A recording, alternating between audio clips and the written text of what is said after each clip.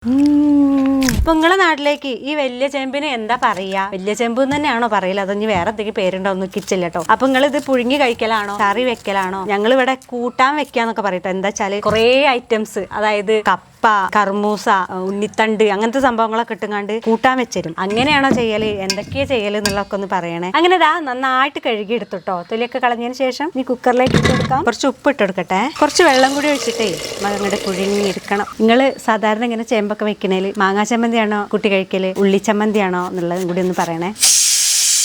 3 വിസിലൊക്കെ വന്നിട്ടുണ്ട്. ദൈവമേ, വേറിയാവോ ഒക്കെ അറിയില്ല. എന്തായാലും ഞാൻ ഇനി ഓഫ് ആക്കട്ടെ. ഈ മാങ്ങയിലേക്ക് ഞാൻ കൂടുതൽ ആർഭാടങ്ങളൊന്നും ചേർക്കണില്ല കേട്ടോ. ചമ്മന്തിക്ക് വറ്റൽമുളകും ഉപ്പും മാത്രം ചേർക്കണുള്ളൂ കേട്ടോ. അരച്ചു കൊണ്ടുവരാട്ടോ. ഈ രീതിക്കാണ് ഞാൻ അരച്ചിട്ടുള്ളത്. അങ്ങനെ ഇതാ നമ്മളെ വേവിച്ചെടുത്തിട്ടുള്ള ചേമ്പ് റെഡിയാണ്. സംഭവം അരച്ചു വെച്ചിട്ടുള്ള ചമ്മന്തി ഇതൊന്നും ഇങ്ങനെ കുറച്ചങ്ങോട്ട് എടുത്തിട്ട് ഇലയ്ക്ക് ഇങ്ങോട്ട് വെച്ചതിന് ശേഷം നല്ല വെന്തൊരു ചേമ്പ് ഇങ്ങനെ എടുത്തതിന് ശേഷം ചമ്മന്തിയിൽ ഇങ്ങനെ അങ്ങോട്ട് ഇങ്ങനെ അങ്ങോട്ട് എടുക്കണം. എന്നിട്ട് അങ്ങോട്ട് കഴിച്ചാലുണ്ടല്ലോ